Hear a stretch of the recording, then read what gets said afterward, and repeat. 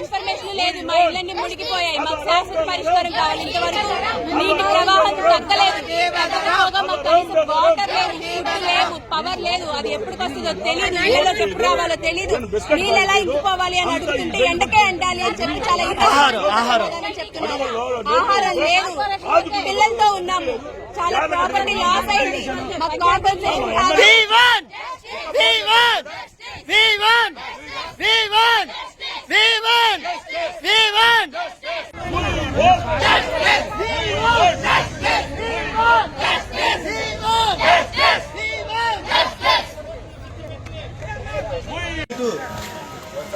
Vijayawada central నియోజకవర్గంలోనే Bombay colony ఎక్స్ప్లాగ్కి సంబంధించినటువంటి పరిస్థితి.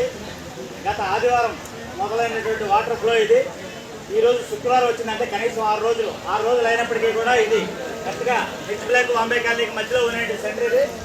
ఇప్పటికే చాలా స్వచ్ఛంద సంస్థలు నిన్న మొన్న మా అవసరాలకు మించినటువంటి సహాయం చేసే కానీ ఈరోజు ఈ ఫ్లడ్ దగ్గర అనుకున్నారేమో తెలియదు కానీ పొద్దు నుంచి కూడా ఇక్కడ ఎటువంటి సహాయక చర్యలు అందక ప్రజలంతా కూడా తీవ్ర ఇబ్బందులు పడితే ఇలా రోడ్ల మీదకి వచ్చి ఎక్కడైనా కాంప్లెక్స్ల దగ్గర నీళ్ళు లేని చోట సేద తీరుతూ ఉన్న పరిస్థితి.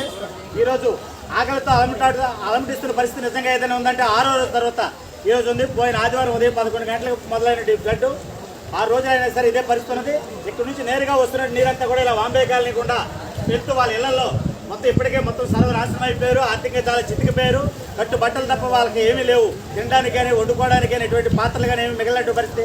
అయినప్పటికీ కూడా ఈ రోజుకి ప్రభుత్వం నుంచి కానీ స్వచ్ఛంద సేవా సంస్థల నుంచి కానీ ఎటువంటి సహాయం అందనట్టు పరిస్థితి దీనంగా ఎదురు చూస్తూ ఉన్నారు. ప్రభుత్వ సహాయం కోసం, స్వచ్ఛంద సేవా సంస్థల సహాయం కోసం.